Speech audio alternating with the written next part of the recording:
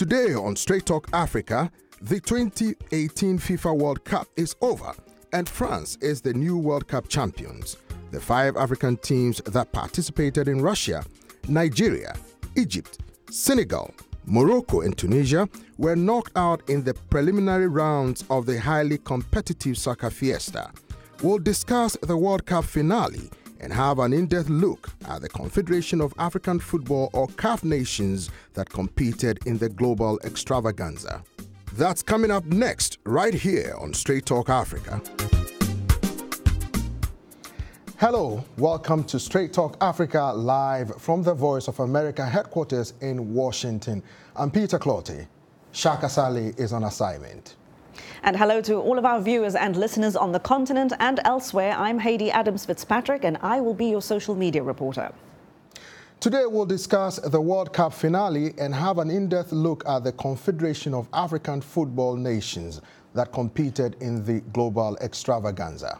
And coming up later, our audience has weighed in on our topic through emails, Facebook and Twitter comments. We'll reveal some of them ahead here on Straight Talk Africa.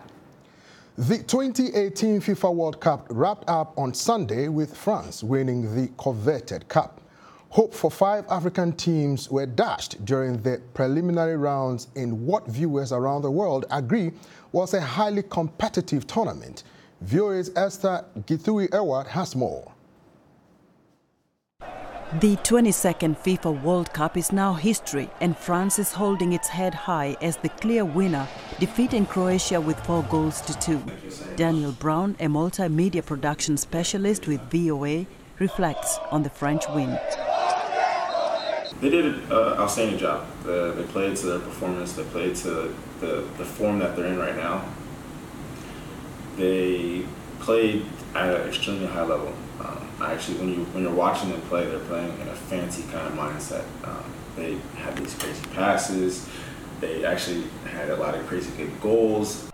No question, Russia was a great host for the Cup, with a total of 64 matches played in 11 cities and 12 venues that also included 5 African nations: Nigeria, Senegal, Egypt, Tunisia and Morocco.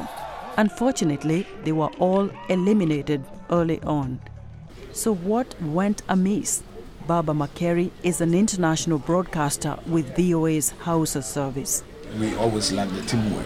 To play as a team in Africa sometimes is a little bit problem because most of our players, they play with together with the Europeans and then the Asians and then the South Americans.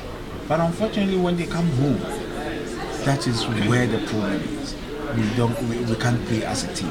Yakuba Wedraogo, a sports reporter with VOA's French to Africa service. When you get team and you got high level, the player of high level in the same team and we are of lower, it could be good because you can put them together and make a team.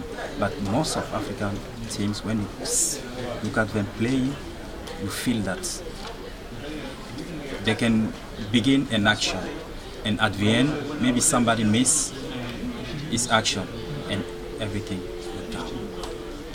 So something missing. I asked Daniel what he thought drives African soccer players to play for foreign countries. A lot of players look at it as, where can I get playing time? So a lot of people from French or African descent, they can play for their home country, but the thing is, will they get noticed, will they get playing time? Is there a chance for them to actually be successful? At only 19 years of age, Kylian Mbappe has won the hearts of many. His mother is Algerian and his father Cameroonian.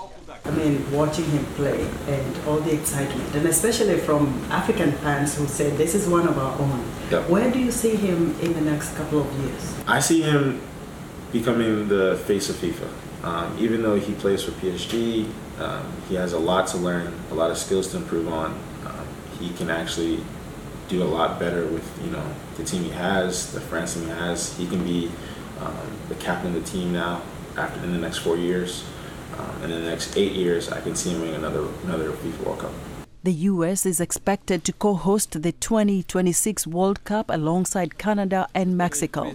During a joint press conference at the U.S.-Russia summit in Finland Monday, Russia's President Vladimir Putin handed a football to President Donald Trump telling him the ball is in his court. We do host it, and we hope we do as good a job. That's very nice. That will go to my son Baron. We have no question. In fact, Melania, here you go. You know, for many of the African fans who really wanted to see an African team win the World Cup, perhaps we shouldn't be so disappointed, because out of the 23 players for France, 14 of them were of African descent. Esther Githui-Ewart, the VOA News, Washington.